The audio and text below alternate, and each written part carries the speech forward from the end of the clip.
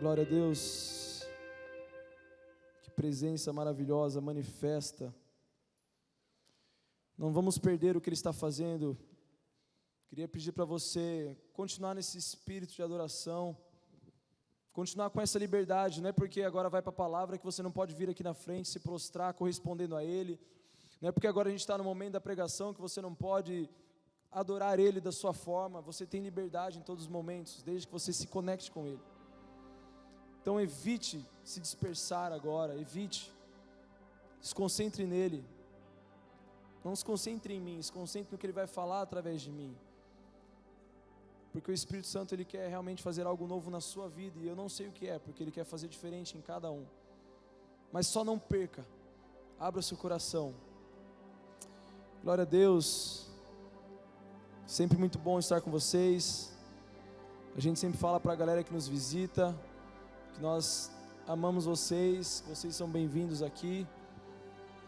Essa é a casa do seu Pai, então você tem liberdade, nós te amamos, queremos que realmente você caminhe com a gente, que não seja uma visita, mas que seja mesmo o início de uma caminhada ao lado desse ministério para servir o reino. Aleluia! A mensagem de hoje, o tema é um tema que a gente já usou muito como jargão, o tal do pode crer, né? A molecada sempre usava isso quando falava alguma coisa. Mano, tipo, cara, vamos jogar lá sexta-feira bola, não sei o que, pode crer, mano, vamos jogar. Mas obviamente que eu trouxe só para retratar um princípio, porque a gente vai falar hoje sobre fé. Algo que é tão poderoso no reino, algo que é tão fundamental, mas algo que também mexe muito com a gente, é desafiador. Parece que a gente tem dificuldade de se mover por fé. Parece que às vezes a gente nem tem a fé necessária para se mover. Então nós vamos falar um pouquinho sobre isso. Porque de fato, uma vida de fé é uma vida que anda com Deus. Não tem como nós não andarmos com Deus se nós não andarmos por fé. A Bíblia nos diz isso. Que sem fé é impossível agradar a Deus. A gente vai ver, está lá no texto de Hebreus.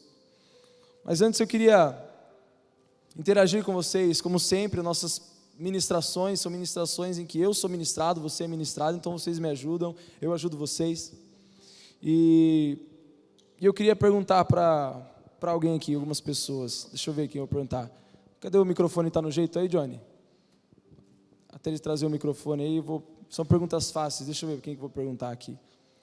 Perguntar para o Luquinha, aproveitar que ele está aqui. Até o João pegar o microfone. Luquinha, você vai me responder se você já viu algum morto ressuscitar na sua frente. Cheguei.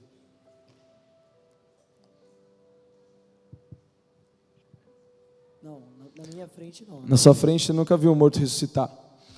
Você crê que um morto pode ressuscitar? Óbvio, depende. Com Jesus tudo pode acontecer, irmão. Então você crê que pode? Creio. E acho que já antecipou, então o que te faz crer que um morto pode ressuscitar? Mais do que testemunhos, já que eu posso falar milhões de testemunhos aqui do que Jesus pode fazer através de alguma pessoa, mas acredito que porque eu acredito que Jesus pode ressuscitar um morto, porque eu estou aqui hoje, acho que é por causa disso. Se Ele me trouxe aqui e Ele vem usando eu de forma sobrenatural em vários ministérios aqui na igreja, acredito que Ele pode fazer muito mais ainda do que só ressuscitar o morto. Top. Então, você crê que Ele pode, porque Jesus tem esse poder, porque isso está na palavra dEle. Uou, é isso aí. Passa para a Cecília aí, que está na frente aí já, aproveitar. Cecília, você acredita que a sua vida aqui na Terra é infinita? Aqui na Terra, você vai viver para sempre? Não. Você vai morrer? Vou morrer?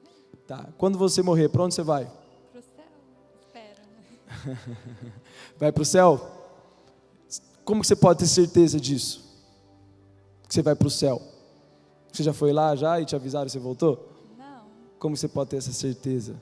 Mas eu acho que se a gente aqui na Terra se assemelhar em Jesus e respeitar os princípios dele, a gente tem grande chance de ir para o céu. Certo. Então você crê que você vai para o céu porque a palavra te garante isso. Sim. Você tem fé na palavra, certo? Deixa eu ver mais alguém. Você quer escolher alguém? Escolhe aí alguém, alguma pessoa. Quem? A Gi? Gi, Você já viu algum paralítico andar na sua frente? Alguém que de cadeira de rodas, que você viu levantar na sua frente? Já teve pessoalmente essa experiência de ver?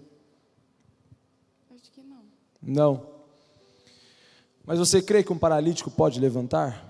Sim, creio. Por que você crê? Com base no que você crê nisso? Na base da fé. Na fé? Sim. E a sua fé tem origem onde? Tipo assim, o que te garante que essa pessoa vai levantar? Onde você viu que uma pessoa pode ser levantada de uma cadeira de rodas? Eu acho que a fé move o sobrenatural, porque a pessoa está naquele estado natural. Mas se você crê em Deus e na palavra, Deus faz o sobrenatural. É isso aí, você crê na palavra, né? Sim. Então vamos aproveitar o público feminino, passa aí para Gi, do lado aí. Ô Gi, vou fazer a mesma pergunta que eu fiz para Cecília. Quando você morrer, para onde você vai? Pro céu também, espero. Tem certeza? Eu acho que a gente tem essa certeza através de Cristo, né? Através do sangue de Jesus na nossa vida. É isso. Então você tem certeza que você vai? Sim. É isso aí. Para finalizar, passa para a Júlia, então, que fazer uma bem difícil para ela, que ela gosta. Ô Júlia, você já viu alguma pessoa que tinha, por exemplo, uma doença como AIDS ser curada na sua frente? Ou que você conversou com alguém, você viu ali esse ato? Não. Você crê que uma pessoa que tem uma doença que no diagnóstico da medicina é incurável, ela pode ser curada? Sim. Por que você crê nisso? Pela fé e porque na Bíblia existem relatos disso. Então, se Jesus falou, está falado. É isso. Glória a Deus. Aplauda a vida dessa galera que participou aí. Eu fiz essas perguntas porque esses milagres que normalmente a gente fala que são os mega milagres, ressurreição, paralítico levantar, são coisas que, infelizmente, a gente não está tendo muito acesso, nós não estamos vendo com os nossos olhos. Mas o fato de eu não estar vendo com os meus olhos não quer dizer que isso não aconteça ou não pode acontecer. E o que nos garante isso é exatamente a nossa fé na palavra de Deus. Porque a palavra de Deus nos garante isso, a palavra de Deus nos relata isso. E obviamente que outras pessoas acabam se tornando testemunhas de terem experimentado ou relatando o que outras pessoas experimentaram. Então, por isso que a fé é fundamental.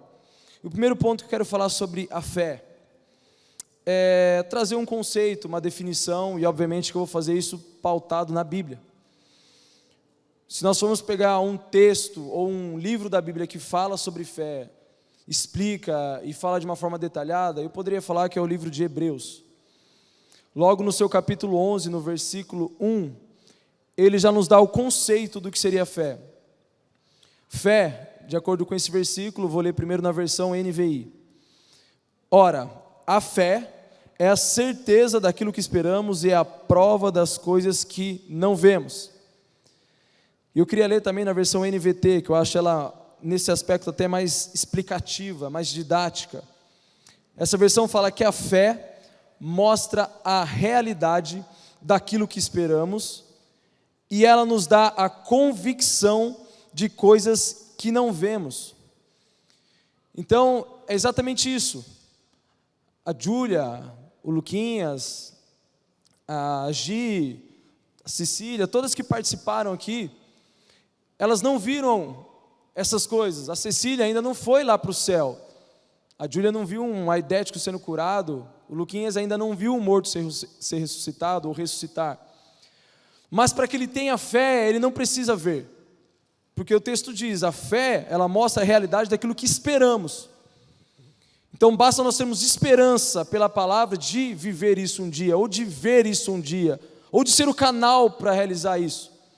E fala também que ela nos dá convicção das coisas que nós não vemos. Nos dá uma certeza. Então a fé está relacionada primeiro a uma posição da mente. Uma consciência de algo que nós queremos viver. Por isso que eu sempre falo para a galera que a fé não está relacionado ao emocional. Não está relacionado à emoção. Não está relacionado a sentimento. Não é porque eu estou chorando que eu estou me movendo em fé. Não é porque eu estou chorando que nesse momento agora eu vou conseguir mover o sobrenatural. Pode acontecer. Mas a fé não está relacionada a posturas da alma, posturas do seu sentimento, dos seus desejos. A fé está relacionada primeiramente a uma postura do seu entendimento, da sua convicção. Eu sei porque sei. É aquela frase. Eu creio porque a Bíblia diz para eu crer. É óbvio que quando a gente experimenta isso, cara, edifica a nossa fé, aumenta a nossa fé. Quem já passou por um milagre físico, experimentou uma cura física, acaba tendo uma porção maior de fé para viver e para falar e para orar. Isso é importante. Mas não é o caminho. O viver, o experimentar, não é o caminho para que isso possa acontecer. Mas começa com uma postura na mente, uma convicção, uma certeza. E aí, quando eu tenho essa certeza pela palavra de Deus, como tudo que vocês falaram é pela palavra, já que vocês não experimentaram, como que vocês podem crer? Pela palavra. Então, a palavra nos dá essas direções. A palavra nos dá essas convicções. Então, quando eu começo a andar conforme a palavra, quando os meus passos começam a ser conforme a palavra, andando em fé, aí algumas coisas começam a acontecer. Algumas coisas aqui dentro começam a acontecer. Por exemplo, como que eu tenho convicção de que eu sou amado, mesmo tendo um histórico tão ruim, de tantos pecados, de tantas maldades, de tantos abandonos? Como que eu posso ter certeza disso? Por conta da palavra de Deus, por conta do que a palavra nos diz. A palavra nos fala que se nós confessarmos os nossos pecados, Ele é justo, Ele é fiel e justo para nos perdoar de todo pecado e nos purificar de toda injustiça. Então está ali a palavra, pronto. Eu não preciso sentir algo dentro, eu não preciso, ter uma visitação de um anjo para saber que agora eu fui perdoado, está na palavra. A Bíblia nos fala que nem altura, nem largura, nem profundidade, nem o presente, nem o futuro, nem anjos, nem demônios podem nos separar do amor de Deus que está em Cristo Jesus. Então, se a palavra nos garante isso é suficiente para eu saber que eu sou amado nesse nível, do nível que nem a morte separa. Então, por quê? Porque a palavra diz, aí eu começo a me posicionar conforme isso. Então, se a palavra diz, eu começo a andar como alguém que é amado e alguém que é amada por Deus. Se a palavra diz isso, então eu abandono os meus pecados e ando como alguém que já teve essa história apagada por Cristo. Não ando com o peso da culpa, da consciência. Porque a palavra diz. E conforme eu vou andando desse jeito, coisas acontecem. Conforme eu vou tendo entendimento, me movendo como alguém que é amado ou amada por Deus, cara, minha vida muda completamente. A gente vive na linguagem às vezes do mundo aquele conto de fadas, aquela vida de borboletas, porque, cara, eu estou cheio desse amor, e isso é suficiente para mim. Mas eu quero falar, nós vimos um conceito, a definição, nós vimos o que a palavra diz a respeito de fé, o que é a fé, essa certeza das coisas que eu espero, a prova das coisas que eu não vejo, mas eu queria falar de algumas chaves, para nós nos movermos em fé. Eu recebi essa palavra porque Deus falou para mim, essa semana, eu vou precisar esticar a sua fé. E aí você normalmente não gosta de ouvir muito isso, porque para quem já foi esticado por Deus, e ser esticado em fé, é você literalmente lutar todos os dias com a sua racionalidade. É, por exemplo, você olhar uma situação financeira que não tem como sair dessa situação, e você descansar, entregar na mão de Deus, é descansar mesmo, não sofrer nada, falar, Senhor, está nas suas mãos. Porque uma coisa é falar, outra coisa é o coração se posicionar. Uma coisa é falar, não, Deus, tranquilo, Essa conta, essa mensalidade da facul o senhor vai pagar, não sei como, tranquilão, estou de boa, vou dormir bem. Outra coisa é de fato você se posicionar assim, porque às vezes a gente fala a hora, vai dormir, fica na mente, faculdade, ixi, vai trancar o curso, já era, perdeu, faculdade. Não, aí dá aquele desespero, começa a dar crise de ansiedade. Então é um desafio mesmo.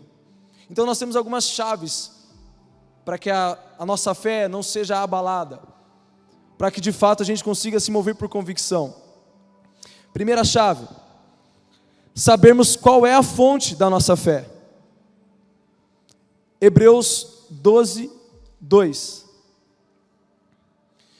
Vou até falar para o pessoal, não sei quem está conversando ali, Stefano, fala para mim, por favor, que a galera está atrapalhando aí. E se for jovem, manda entrar para a igreja, para ver se tem um pouco de fé. Vai, Hebreus 12, 2. Qual é a fonte da nossa fé? O texto diz, tendo os olhos fitos em Jesus, autor e consumador da nossa fé. Então, a fonte da nossa fé é Jesus Cristo. É o primeiro passo. Nós sabemos que Ele é o autor e o consumador da nossa fé. Cara, o que significa isso? O que significa ser Ele o autor e o consumador da nossa fé? Autor. Quando a gente fala assim, olha, cara, esse livro foi escrito por esse autor. O que isso significa? Que aquela pessoa criou aquele conteúdo. A autoria está relacionada à criação. Então Jesus, Ele é quem gera fé em nós. Jesus, Ele é a fonte, é por meio dele que a fé começa. Sem Jesus a gente nem fala em fé. Talvez a gente pode falar de algumas crenças, algumas posturas, mas fé mesmo na perspectiva bíblica, que move os céus, que transforma corações, começa quando Jesus, Ele é a fonte. Quando Ele é o autor dela. E por que consumador? Essa palavra vem de aquele que consuma. Não é aquele que consome, é diferente. Aquele que consuma está relacionado àquele que completa, aquele que conclui. O que ele fala na cruz? Está consumado, está finalizado o projeto de redenção da humanidade. Então é Ele que completa, aperfeiçoa a nossa fé. É Ele que consuma, Ele é o autor e é o consumador dela. Então começa com Ele e termina nele. Então Ele é fonte. Essa é a chave principal para nós nos movermos em fé. E por conta disso, nós vemos tantas vezes Jesus falando, olha, tão somente creiam em mim. Creiam em mim. Por exemplo, João, capítulo 11, versículo 25. Uma passagem conhecida, quando Jesus vai lá e ressuscita Lázaro. Jesus fala assim, olha, então Ele declarou, eu sou a ressurreição e a vida. Quem crê em mim, ainda que morra, viverá. Então Ele está falando, olha, eu sou a fonte. Quem crer em mim, ainda que morra, viverá. João 3,36. Por isso, quem crê no Filho, tem a vida eterna. Olha aí, a resposta aí, para a nossa pergunta, da Cecília. Quem crê no Filho, tem a vida eterna, ponto. Isso é suficiente para saber que se eu creio nele, Ele me dá a vida eterna, então eu vou para o céu, eu tenho certeza disso. Eu não preciso ver o Filho, eu não preciso ir lá para ter certeza se meu nome, Senhor, deixa eu ver se meu nome está no livro da vida aí. Ah tá, deixa eu voltar agora. Não preciso disso, eu creio, porque Ele me garante. João 14, dos versículos 12 a 14.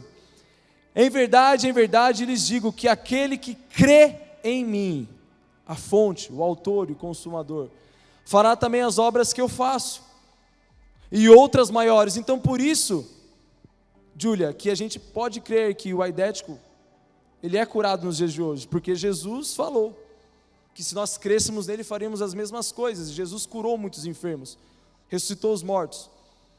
Por isso que a gente pode crer que os paralíticos ainda vão levantar, e eles ainda levantam ao nome de Jesus, porque se nós crermos nele, faremos as mesmas coisas, e coisas maiores.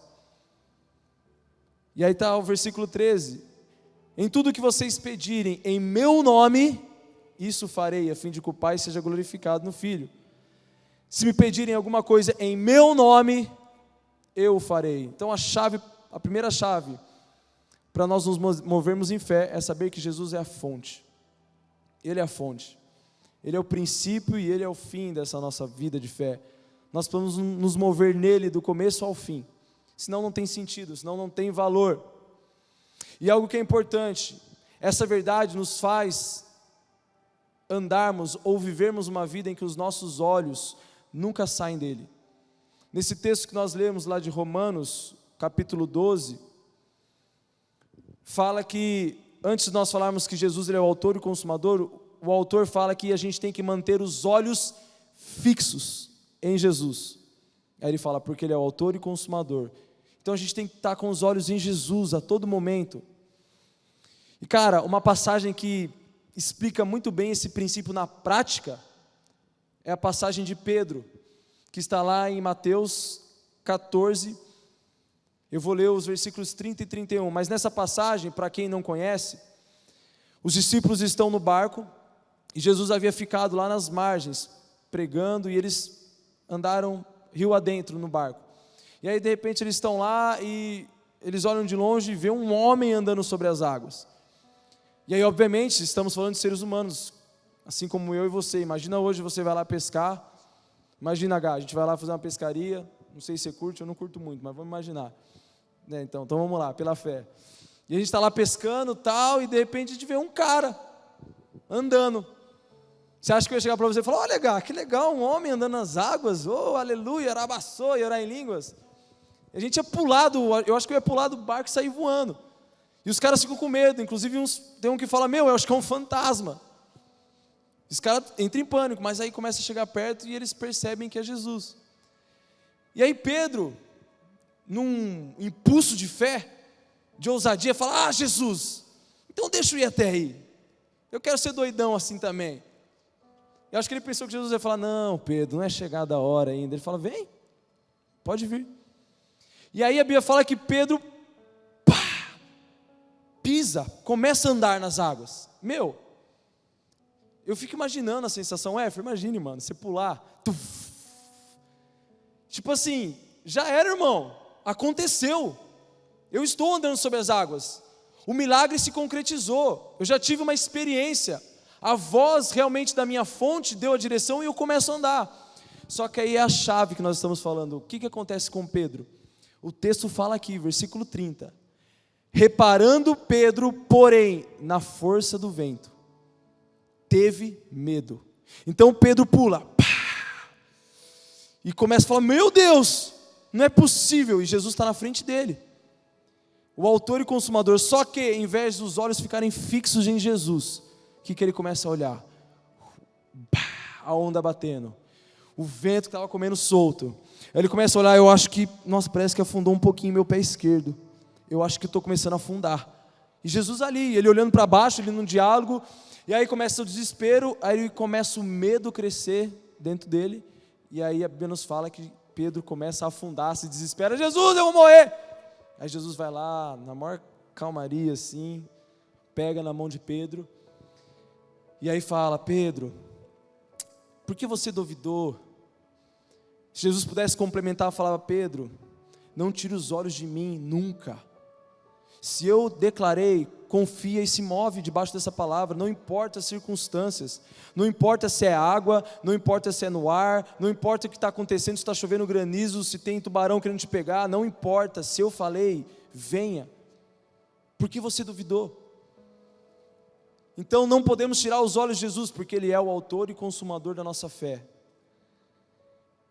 E olha só,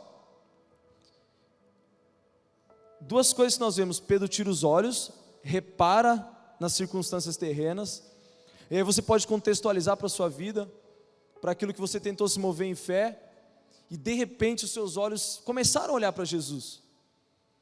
Vamos trabalhar talvez aí uma cura física, sabe, você orou por isso, tanto uma cura que você precisava, alguém que você precisava, você começou a orar, a declarar, começou a buscar, mas aí de repente alguém vem e fala, puxa, mas acabou de sair um novo relatório médico, piorou a situação dela, está pior do que antes, e você já estava orando, aí o que a gente faz? Relatório negativo, piorando o caso, e eu tenho que olhar para Jesus, aí a gente, não, eu tenho fé, Começa a olhar para o relatório, e aí, nossa, mas já deu que está praticamente morto, quase uma morte cerebral, nossa, aí, vai curar Jesus, e começa já a chorar, o medo toma conta, porque quando a gente começa a reparar nas circunstâncias, quando a gente tira os olhos de Jesus, o nosso olhar começa a ir para um outro lugar, para um outro ser, chamado medo. Eu gosto muito da frase do Bill Johnson, que ele fala no livro dele, Quando o Céu Invade a Terra. Ele fala que medo é fé no Deus errado. É quando a gente começa a colocar a nossa fé em um Deus que não é um Deus. Eu gosto de dizer que a fé é o local em que o reino de Deus domina, é o local de domínio do reino dos céus, enquanto o medo é o local de domínio do reino das trevas. O diabo age sob o medo, é o que ele ama fazer, enquanto o reino de Deus, Jesus, ele se move no reino da fé. E a maior prova é que em todas as passagens em que havia uma crise de fé, o que prevalece é o medo. É o medo de não dar certo. E se orar de novo e não for curado? 10ª vez, aí a gente não ora. E se eu pregar novamente para essa pessoa, falar de Jesus e mais uma vez ela fechar a porta, ela me xingar, aí eu não prego. E se eu prestar mais uma vez esse vestibular, se eu prestar mais uma vez esse concurso, se eu mandar mais uma vez o meu currículo, é a 10ª, é a 15ª, não vai dar certo. O medo começa a prevalecer, eu começo a entrar no domínio das trevas. E aí eu deixo de experimentar algo que pode ser, através da fé, algo sobrenatural. E a prova que o medo não é o domínio do reino dos céus, é que lá em 1 João 4,18, Jesus nos revela, o Espírito Santo nos revela, que no amor não existe medo. Pelo contrário, o texto diz, o perfeito amor lança fora o medo. Então andar com Jesus não tem como andar com o medo, por isso que ele não pertence ao reino dos céus. O medo não pertence ao reino dos céus, porque é o oposto. Quando a gente anda com o amor encarnado, quando a gente anda com Jesus, o Espírito Santo, o amor anda com a gente, então não tem medo. Então por isso que a gente não pode tirar os olhos de Jesus em nenhum momento. Para se mover em fé, a primeira chave, não tire os olhos de Jesus, porque Ele é o autor e é o consumador. Não importa as circunstâncias, não importa, não importa. Não importa se de repente você se depara com um mar, como Moisés lá com os israelitas, os caras fugindo de Faraó, um mar vermelho imenso, que não ia nem dar tempo se eles fossem nadar, de chegar até os caras pegar e matar todo mundo. Se eles fossem dominados pelo medo, ia morrer todo mundo ali. Mas Moisés, movido por fé, por uma convicção na promessa e na palavra, interage com Deus e fala, bate aí o cajado, irmão. Você está com o Yahvé, eu te falei lá que eu sou o eu sou. E Moisés então demorou, mano. E várias outras experiências. Segunda chave, seja grato e louve em todo tempo. Seja grato. Não depois de receber, mas antes de receber. Uma passagem está lá em Lucas 17, dos versículos 12 a 19. A passagem dos 10 leprosos. 10 leprosos chegam até Jesus, 10 leprosos, e pedem por cura. E aí Jesus fala para eles, vai se apresentar ao sacerdote, que vocês vão ser curados lá, apresente uma oferta, vai até o sacerdote, vocês vão ser curados. Os caras se moveram em fé, acreditaram, e foram. No meio do caminho, são todos curados. Só um, quando percebe, fala, ei, você é louco? Eu fui curado, eu preciso ir lá conversar com Jesus. E ele volta. E aí quando ele chega para Jesus, Jesus pergunta para ele, ei, não eram 10 os que foram curados? Onde estão os 9? E aí ele ministra na multidão, não se achou quem voltasse para dar glória a Deus, a não ser esse estrangeiro, um samaritano. E aí ele olha para esse leproso que havia sido curado, e olha o que ele fala, levante-se e vá. A sua fé salvou você. Então, fé está relacionada a um coração grato a Deus, por tudo, por tudo. Nós não agradecemos e louvamos pelo que Ele faz, mas pelo que Ele é. E quando a gente entende isso, as coisas acontecem naturalmente. Cara, eu tenho aprendido isso com tantos testemunhos, lendo livros de homens que estão inspirando a minha fé, falando sobre gratidão antecipada. Eu estava lendo um livro e estou terminando de ler, do Robert Tom, tem ali na livraria, se você quiser comprar eu recomendo. Chama O Vinho Novo é Melhor. Um livro fantástico. E ele dá um testemunho que teve uma vez que ele precisava de um valor para poder começar a imprimir alguns panfletos lá da sua obra, que ele estava fazendo evangelismo na África do Sul. E ele já tinha toda a arte, tinha tudo, só faltava uma entrada para começar a produzir o material. E era um valor de R$2.000, só que isso há mais de 40 anos atrás, então era muito dinheiro. Hoje ainda é bastante, mas lá era muito mais. E aí ele é um cara que, se você for ler esse livro, se você quiser inspirar a sua vida, se você quiser uma injeção de fé, lê esse livro. No começo vai dar raiva de você vai ver o quanto que você não vive nada do reino. Mas depois vai te dar vontade de viver o que esse cara viveu. E aí ele chega e fala que ele foi lá e pediu para Deus: Deus, eu preciso até amanhã desse valor para a gente começar os trabalhos lá. Não tenho condições algumas, não sei, mas como eu te conheço, eu sei quem o Senhor é, eu sei que o Senhor vai prover. E aí o Espírito ministra nele: me adore, me louve e me agradeça pelo que eu fiz. E aí ele fala que ele tirou o dia só para louvar a Deus, por ele ter mais uma vez atendido ao seu pedido. E não tinha acontecido nada ainda. Ele só tinha conversado com Deus, falado dessa necessidade, e aí o Espírito fala: louve, agradeça por aquilo que eu já fiz para você. E ele tira o dia. E olha que interessante, um amigo dele liga, ele estava viajando, pregando, fala: cara, estou sabendo que você está aqui nessa cidade, eu quero te levar para comer um contrafilé super top nesse restaurante, você me dá essa honra? Ele fala: cara, seria uma honra mesmo, mas hoje não dá, porque hoje eu tirei o dia para louvar a Deus. É como se fosse uma oferta, é como se fosse um jejum, estou oferecendo todo o meu dia para Ele, em adoração, então hoje não dá.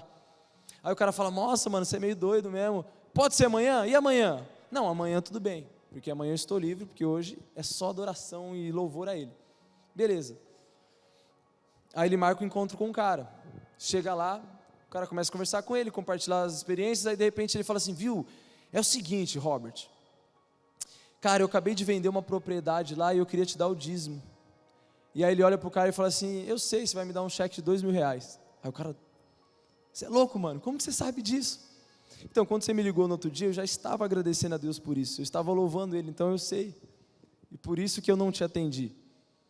E ele recebe um cheque de exatamente R$2.000 no dia seguinte, porque ele já tinha se posicionado, já tinha se movido em fé, ele nem sabia que ia ser tão rápido, mas ele sabia que Deus ia fazer. E é um dos testemunhos, tem vários no livro. Então, ele só mostra que quando a gente posiciona o nosso coração em gratidão, quando a gente já agradece, mesmo quando ainda não veio uma semana, 2 semanas, 3 semanas, cara, isso é se mover em fé, porque lembra que nós falamos? É a convicção do que nós esperamos. Então, cara, se Deus prometeu, se tem base bíblica, se vai fazer bem para você, se está alinhado com Ele, vai acontecer. A gente não sabe quando, mas vai acontecer, então a gente já agradece. Você que tem um sonho de casar um dia, cara, já começa a orar e agradecer pelo seu marido ou sua esposa. Antes mesmo de você conhecer, começa a agradecer, começa a louvar a Deus pela vida dela, pela vida dele. Obrigado, Senhor, porque o Senhor preparou um homem segundo o seu coração, um sacerdote que me honra. Obrigado porque ele está junto comigo no ministério me elevando. E a mesma coisa com os meninos. Obrigado porque o Senhor me preparou uma mulher auxiliadora, alguém que vai corresponder, alguém que vai caminhar comigo, alguém que vai me potencializar. Obrigado, Pai, e celebre mesmo com alegria. Não é da boca para fora, posicione o coração. Isso é uma chave. E várias pessoas testemunham, e a Bíblia nos fala sobre essa chave de adoração. Isso é o poder da palavra declarada. Provérbios 18, 20 e 21 fala que do fruto da boca enche-se o estômago do homem, o produto dos lábios o satisfaz. A língua tem poder sobre a vida e sobre a morte. Os que gostam de usá-la comerão do seu fruto. A língua, a palavra tem poder sobre a vida e sobre a morte. Então, quando a gente está adorando, agradecendo por coisas que nós ainda não vimos, mas cremos que Ele já liberou, cara, isso tem poder. Isso move o reino espiritual. Por isso que a palavra nos fala que nós temos o poder pelo Espírito Santo de trazer à existência coisas que não existem. O poder criativo do Criador está sobre nós. Nós somos criadores pela palavra, pelo poder do Espírito Santo. A outra chave: siga as pegadas de quem já chegou lá. Aqui eu quero falar um pouco do poder do testemunho. Cara, o testemunho, ele não serve simplesmente para você ouvir e falar, uau, legal, que bom, que legal sua história. Serve para você celebrar e falar, se fez na vida do Brian, ele pode fazer na minha. Esse é o poder do testemunho. É isso que traz para as nossas vidas. É por isso que Jesus fala, e serão minhas testemunhas em toda Jerusalém, Judeia, Samaria e confins da terra. Vocês serão as minhas testemunhas. Vocês irão testemunhar desses 3 anos que vocês andaram comigo, de quem eu sou, do que eu ensinei, do que está disponível, o perdão, a salvação, a graça, a misericórdia, os milagres, o poder que vocês receberam. Então esse é o poder.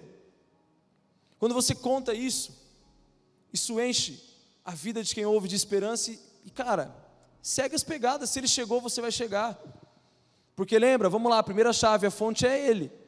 A fonte não é essa pessoa, não é porque ele é mais bonito, não é porque ele fala melhor, não é porque ele tem mais tempo de igreja, não é porque ele sabe mais versículos, não é porque ele flui no profético, nada disso. É Jesus. Então se Ele seguiu, cara, vai nas pegadas. Você pode perguntar, cara, o que você fez para viver isso? Como que foi o processo? Quanto tempo você esperou? Quais foram as disciplinas que você praticou? Isso é importante, as pegadas. Mas a situação é, ele já foi lá, então está acessível. E por isso que a gente traz testemunhos aqui da nossa galera, para que você olhe para isso.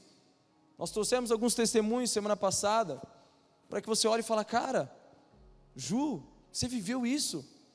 Você que era cética, você que se declarou uma ateísta, você ouviu Jesus te chamar e falar para você entregar a vida para Ele. Sim, por isso que eu estou aqui.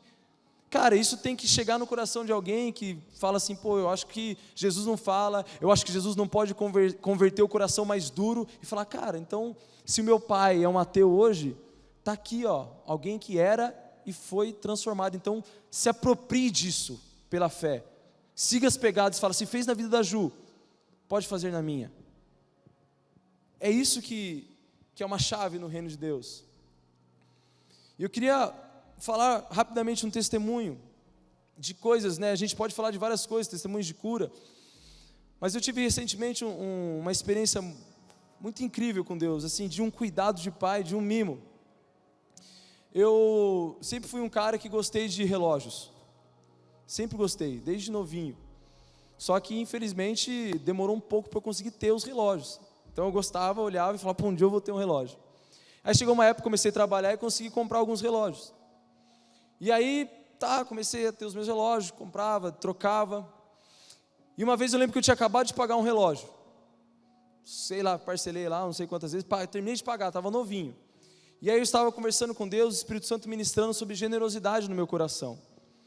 E aí Ele começou a falar, olha, eu preciso que você entenda o princípio mesmo da oferta, da entrega. Eu quero que você oferte na vida de alguém algo que tenha valor para você. Eu não quero que seja dinheiro. E aí quando eu falei assim, estava gesticulando com ele, já brilhou o meu relógio. Aí o Espírito falou, é ele mesmo. Tinha acabado de terminar. Você vai ofertar, você vai dar o seu relógio como um presente, uma oferta de amor na vida de alguém. E ele falou, e não é qualquer pessoa, eu vou te mostrar a pessoa, porque você vai entregar, vai ministrar sobre amor de pai, presente de pai. Falei, amém. Falei, então deixa eu fazer logo, senão eu vou desistir. Aí eu já peguei lá, tirei do meu braço, já comecei a orar, quem que é a pessoa, Deus me mostrou, entreguei para essa pessoa. Foi surreal, quando nós tivemos esse momento, porque a pessoa falou, cara, é o primeiro presente que eu recebo de pai. Nunca tinha recebido um presente assim.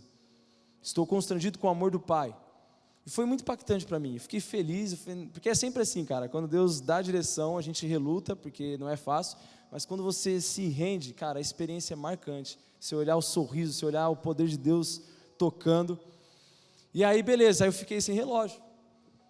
Aí eu fui meio ousado, falei, Deus, é o seguinte, então não vou comprar outro agora. Porque eu tenho o sonho de um relógio, que hoje eu não tenho condições de comprar e não sei quando vou ter. Eu só vou pôr um relógio no meu pulso quando eu tiver condições de comprar um Apple Watch. E eu acho que vai demorar um pouco, mas vai ter um dia. Eu não vou pôr.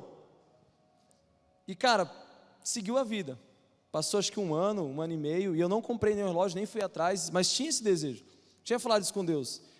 E a Feira é testemunha disso, que eu falei para ela, foi amor, o próximo relógio que eu vou pôr no pulso, quando Deus me der condições de ter um Apple Watch, não vou comprar outro. E eu gosto muito, gostava muito de relógio, não era fácil. E passou.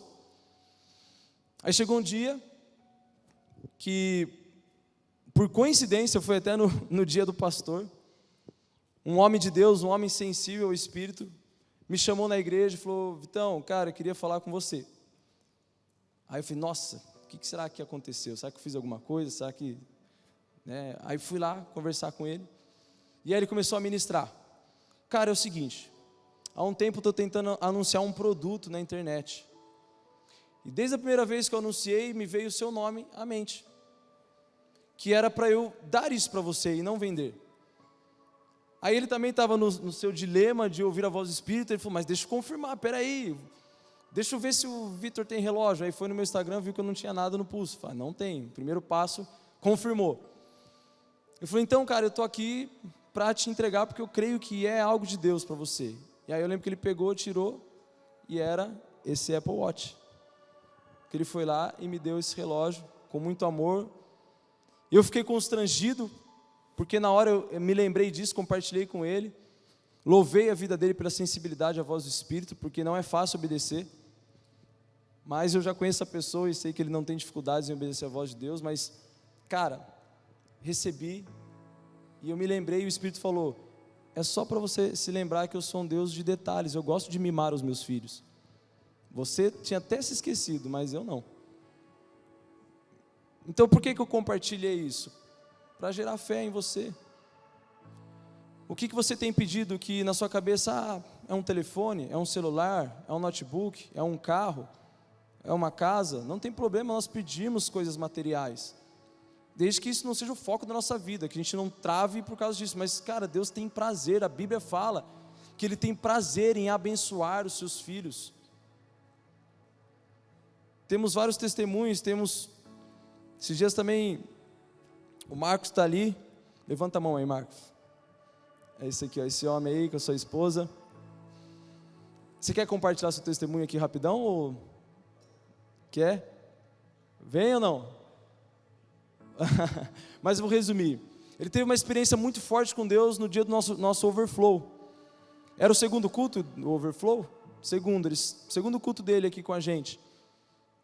E aí ele fala que na ministração, quando estava falando lá sobre o rio de Ezequiel, ele teve exatamente essa experiência de sentir a sua vida sendo inundada por um rio. Ele falou que teve uma experiência muito forte com Deus. Então, quando Deus traz algo para vocês, para nós, como uma palavra, Ele quer que a gente viva isso. E ele me falou, cara, eu vivi aquela palavra naquele dia. Eu senti, cara, o rio fluindo em mim, eu sendo levado, a glória de Deus vindo, o poder de Deus vindo. Está aqui, ó. Está sentado com a gente. E eu sei que teria vários outros testemunhos. Mas é para dizer para você, cara, essas são pegadas de alguém que chegou, então chegue lá. E além disso, nós precisamos ter uma fé agressiva. Cara, a nossa fé precisa ser agressiva. Como assim? A gente lê lá em Mateus 11, 12, Jesus falando que o reino dos céus é tomado à força, e os que usam de força se apoderam dele. Para a gente viver coisas com Deus, a gente vai ter que ser agressivo na nossa fé. O que é isso? Cara, eu vou ter que ser persistente. Talvez eu tenha que calar mais a voz da minha alma, e eu tenho disciplinas espirituais para isso. Às vezes o jejum nos ajuda justamente para ter essa sensibilidade de perseverar. Não é que o jejum é uma barganha com Deus, eu vou jejuar 4 dias para ganhar um carro, não. Mas o jejum ajuda nós nos enchermos de fé, porque nós nos enchemos mais do Espírito, nos tornamos mais sensível a voz do Espírito. O jejum faz a gente matar o nosso Deus estômago, a nossa carne, faz a gente ter mais tempo para Deus, mais tempo de oração, então a gente se enche mais dele, e por isso a gente consegue viver, mas tem que ser agressivo. Tem que ser algo que, tipo, vai realmente te colocar em xeque e em choque a sua razão, e você vai ter que perseverar, cara. Sabe aquelas coisas do tipo, Senhor, se a tua mão não me visitar, eu vou morrer. Eu vou morrer, mas eu não desisto. E a Bíblia tem várias passagens que mostram essa fé agressiva. Nós temos, por exemplo, a passagem da mulher Ciro-fenícia, ou a mulher do fluxo de sangue. Está lá em Marcos 5, do 25 ao 34. Jesus está numa multidão, muitas pessoas. Imagine, tipo, sei lá, que ele está ali num evento, estava no nosso overflow aqui, 500 pessoas, ele ali no meio, e todo mundo em volta dele, querendo conversar, e ele curando um, curando o outro. Imagine que você está lá na ponta, e você sofre de uma doença muito grave. Uma hemorragia que durava anos e anos, 12, 15 anos.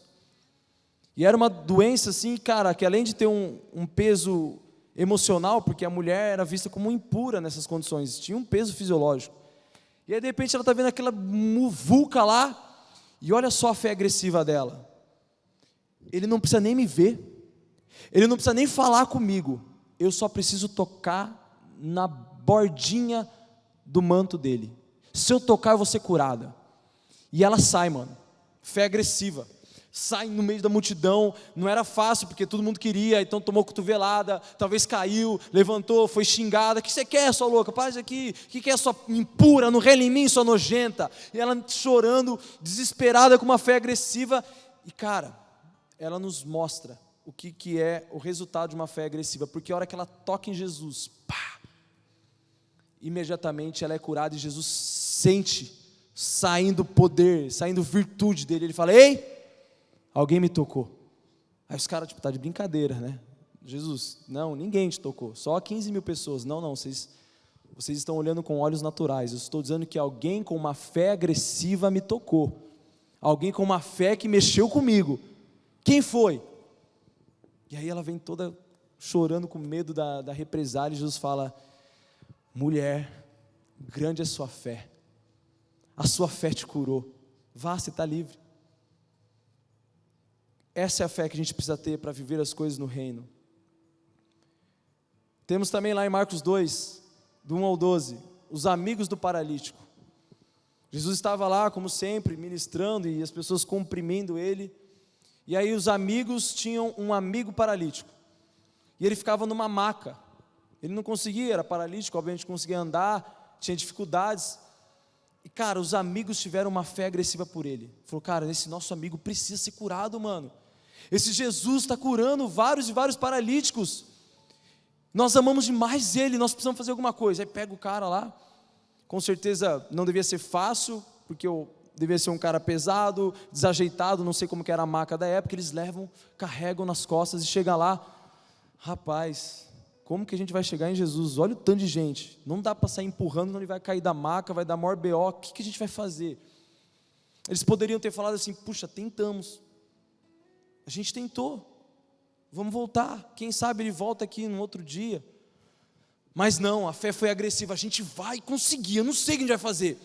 Aí de repente, peraí, eu acho que dá para a gente ir pelo telhado. Você é louco? Eu falei, acho que dá, mano. Aí ele, vamos descer, tipo assim, cara, ele já é paralítico, se cair da maca não vai dar nada, mas vamos tentar, pelo menos esse Jesus tem que tocar nele. E aí os caras vão, e a Bíblia fala que eles tiram lá as telhas ali, conseguem por cima e desce o cara na frente de Jesus. E aí Jesus percebe isso e ele é tocado. Jesus sempre é tocado com uma fé agressiva, uma fé persistente. E a Bíblia fala que Jesus vai lá, ministra, fala, seus pecados estão perdoados. Levante, pega sua maca e está curado, irmão. Mais um exemplo de fé agressiva, uma fé que realmente sai do natural. E a gente precisa mesmo se mover, porque em Hebreus, nesse texto do capítulo 11, capítulo 12, mais precisamente lá em 12:1, fala sobre estarmos rodeados por nuvem de testemunhas. E por que nós estamos rodeados de uma nuvem de testemunhos? Inclusive, quando você vai ler o capítulo 11, vai falar de vários exemplos da fé. Inclusive, alguns falam que é o mural da fé, o capítulo 11. Começa a falar de Abraão, começa a falar de Moisés, começa a falar de Raabe, de Enoque, começa a falar de Davi, e começa a falar de vários homens da fé. E ele fala, olha, isso daqui é só uma partinha, mas vocês estão rodeados de nuvem de testemunhas, para que vocês olhem para tudo isso e sejam movidos, para que vocês tenham essa mesma fé agressiva que esses caras, pô. Porque se eles viveram, está disponível, porque lembra, a fonte é Jesus. É que a fé agressiva faz o caminho ser encurtado. Jesus poderia curar aquele paralítico? Talvez sim, mas cara, naquele dia foi por conta da fé agressiva. Poderia curar aquela mulher? Talvez sim. Depois vai que ela tivesse contato com os apóstolos, depois da descida do Espírito Santo, poderia ser curada por Pedro. Mas naquele dia foi quando ela agarrou a cura dela, puxou do mundo espiritual, falou, é minha, ninguém tira. Vou morrer, mas eu vou experimentar essa cura. A última chave. Dê os primeiros passos por obediência. Nós temos falado que a fé é a certeza das coisas que nós esperamos e a prova das coisas que nós não vemos. Então a gente nunca vai ver para poder crer, é o oposto, a gente crê para ver. Então o que mostra que nós cremos? São os nossos passos, como que a gente se posiciona? Quando Deus fala para você, cara, eu tenho um chamado para você evangelizar nesse país, que eles falam essa língua. Aí você fala, eu tomo posse, Senhor. Eu não tenho capacidade, mas o Senhor está me chamando, eu vou. E aí vamos supor que a língua ali é o francês. Como que a gente já se posiciona por fé? Deus não fala quando você vai, não fala como você vai. Mas o que eu consigo fazer hoje? Eu consigo aprender francês no YouTube? Eu vou começar a aprender francês no YouTube. Eu vou começar a dar passos em direção ao que Ele falou para mim. Ah, mas não, é outra coisa. Não interessa, começa a dar passos. E para mim o exemplo mais claro, que é o exemplo do nosso pai na fé, o pai Abraão. Quando lá em Gênesis 12, no versículo 1, Deus se revela a Abraão e fala sobre uma promessa para ele. Deus fala assim, Abraão, saia da sua terra, do meio dos seus parentes e da casa do seu pai, e vá para a terra que eu lhe mostrarei. Ou seja, quais foram as informações que Abraão teve ali? É o seguinte, eu sou o seu Deus, eu tenho um plano para você de impactar as nações, eu tenho uma terra para dar, um povo para chamar de meu, vamos, só isso. Ah, detalhe, você só tem que sair daí, não dá para ficar aí, então você vai sair do meio da casa do seu pai, dos seus parentes, você vai sair, irmão, vai ser peregrino. Que ele falou assim, eu vou te mostrar a terra que eu te mostrarei. Então assim, por que Abraão viveu? Porque ele precisou sair. Para onde que ele foi? Ele não sabia, ele falou, vou sair. E começou a sair na dependência de Deus. Aí Deus falava, vem para esse lugar, vem para esse outro lugar, faz isso. Mas se ele tivesse ficado naquele lugar, será que ele viveria essas promessas? Porque Deus falou, saia da sua tenda, saia da sua terra. Para onde eu vou te mostrar? Ele saiu. Então muitas vezes Deus nos dá direções, nos fala sobre alcançar as faculdades de Bauru, alcançar jovens do nosso meio, nos fala sobre vivermos experiências sobrenaturais, de fluirmos mesmo no dom, de conhecer Deus como os profetas. E a gente não se posiciona, a gente não dá passos como quem quer viver isso. A gente não jejua e não ora como quem quer isso. A gente não obedece como quem quer isso. A gente fica esperando. Ah, mas espera, sei lá, se de repente Deus me confirmar com um anjo, aí eu vou. Cara, começa a se mover por fé. Começa a se mover para ver.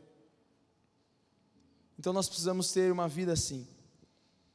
Uma fé agressiva. Porque, cara, tem tanta coisa para a gente viver no reino. Só o fato de conhecer Jesus na plenitude, cara, isso já é surreal. Foi como o pastor Danilo pregou esses dias. Será que a gente conhece o Espírito Santo? Eu particularmente conheço bem pouquinho. Porque quando eu olho homens que conheceram ele na Bíblia, eu falo, eu estou longe.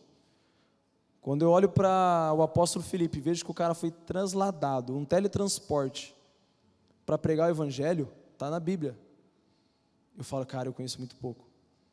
Quando eu vejo Isaías olhando o trono, é o mesmo lugar que a gente vai. Deus abrindo a visão, ele vendo Deus no seu alto e sublime trono.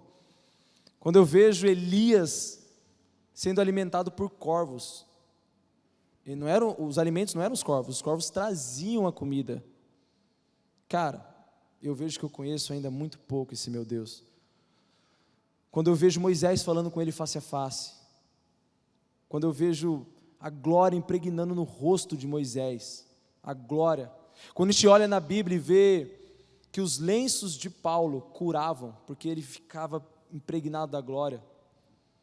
Quando jogaram um cadáver nos ossos do profeta Eliseu, e quando o cara bate no osso, está na Bíblia, você vai ler, ele ressuscita. Eu conheço muito pouco esse meu Deus. Então a gente precisa crer e se mover conforme essa fé de verdade, cara.